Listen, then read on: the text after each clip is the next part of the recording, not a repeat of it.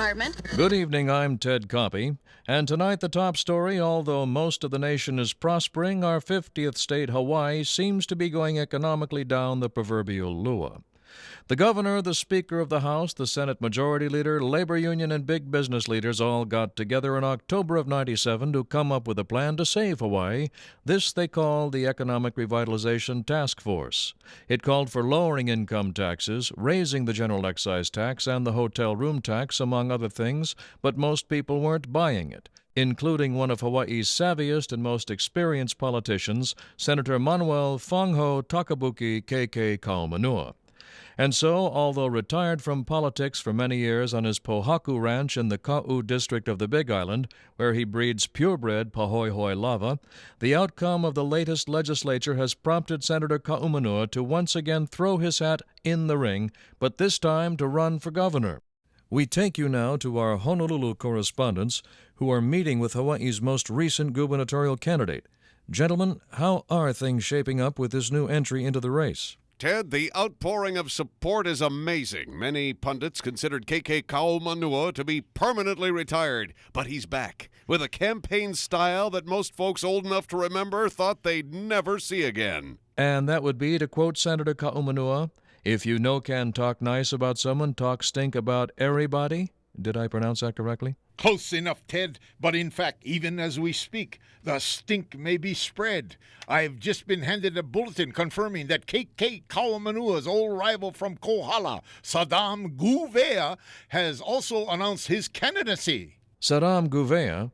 According to my biographical data, the Gouveias and the Kaumanuas have been rivals since the days of the Kamehameha dynasty. Oh, indeed they have, Ted. Apparently a Gouveia ancestor tried to have a Kaumanua ancestor become an involuntary blood donor when Kamehameha the Great built the Pu'ukohola Heiau in Kauai. You mean a blood sacrifice? Exactly. I can see where that would lead to bad blood between them. And their descendants for the last 7 generations. So wherever there's Kaumanua, There's sure to be Gouveia.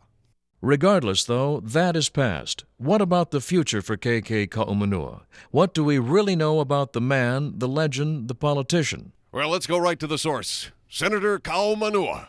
No need be so formal, you guys. Call me KK. All right then, KK, if you don't mind. Let's start with your family name. Yeah. According to Mary Kavena Pukui and Samuel Albert's Hawaiian Dictionary, Kaumanua could be translated as my fertilizer. So far, so good, kid. And what about KK? Are those the initials KK or the Hawaiian word KK? Well, if you look on page 132 of the Pukui Albert Dictionary, you will find that the meaning of KK is to push, to shove.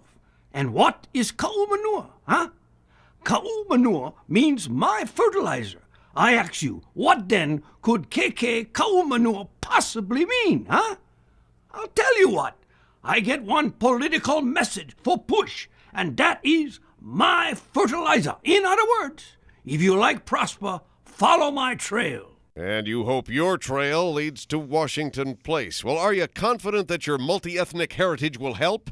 And how did you get your name? Well, you see, being 3/7 Portagee, 9/8 Pake, 1/3 Japanese, and 99 and 44 100% pure Hawaiian, it's obvious to see how I got my name. But, Senator, that adds up to more than 100%. That's right, brother. As my mother's husband-in-law used to say, the sum is always more than the whole of his parts. And your mother is... A Gaviota, the incomparable Scaldina Tugpipe Gaviota. A woman who single-handedly overcame a congenital name defect and who is now one of Hawaii's most beloved kumuhulas and composers. Her halau, oh wow, kau kau lau lau, has won numerous awards. Why, the lovely and dangerous hand grenade hula alone is one showstopper. I had no idea. Oh, I telling you, she is the woman who helped get Marvin Wongstein's Cha-Cha Halau and Lambada Kahiko off the ground. The woman who wrote the Kaumanua Hula, rearranging deck chairs on the Titanic, and her newest ballad, The President's Genitals. And a proud supporter of her alma mater,